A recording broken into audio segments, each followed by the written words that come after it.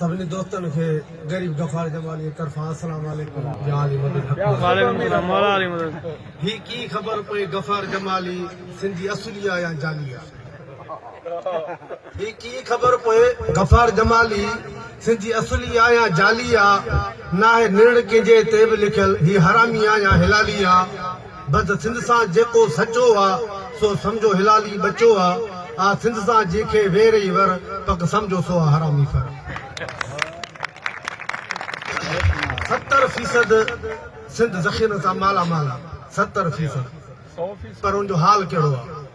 उन ते थोरो तव्हांखे नज़र ॿुधायां ॼा पार पता तो सारा तोखे ॼा पार पता तो सारा तोखे अहिड़ा नज़र अचनि जे निज़ारा तोखे 100% सम्झी वञा तूं बसि साई असांजी सिंध जिते पेजारनि जे पुठियां तूं 100 गाॾियूं गॾियल ॾिसी ऐं गार्ड बीठल गाॾियुनि ते मूं बुटुनि सां तूं ॿधल ॾिसी रोड रस्ता पुलूं मोरियूं हंधा हंधा भॻल ॾिसी जिते शहर जूं घिटियूं गटर जे पाणी में तूं बुॾल ॾिसी 100% सम्झी वञा तूं साई असांजी सिंध हूंदई बसि साई असांजी सिंध हूंदई जिते टे ॼणा टेक ॾेई को खटते सीटल सेठ ॾिसी जिते हथ ॿधी ॿई पैरां जी खां हारी वेठल हेठि ॾिसी जिते जनरेटर ते एसियूं हलनि ऐं गार्ड बीठल गेट ॾिसी ऐं जिते ग़रीबनि खे गर्मियुनि में मुंहं ते मलियल मेट ॾिसी 100% सम्झी वञा तूं बसि साई असांजी सिंध हूंदई बसि साई असांजी सिंध हूंदई जिते जाम लाइट जी लोड शेडिंग कई ऊंदाई में शहर ॻोठ ॾिसी जिते मींहुं वसे उते माण्हुनि जा तूं कचा किरदे कोट ॾिसी जिते रसा ॿधल लकड़नि में ऐं रिलियूं टंगियल ओट ॾिसी ऐं जिते 15 साल जी न्याणियुनि सां लाउलांदे कुराड़ा घोट ॾिसी 100% सम्झी वञा तूं साई असांजी सिंध हूंदई साई असांजी सिंध हूंदई जिते ॿुॾल घर ॿोॾुनि में ऐं घारा लॻल बंदि ॾिसी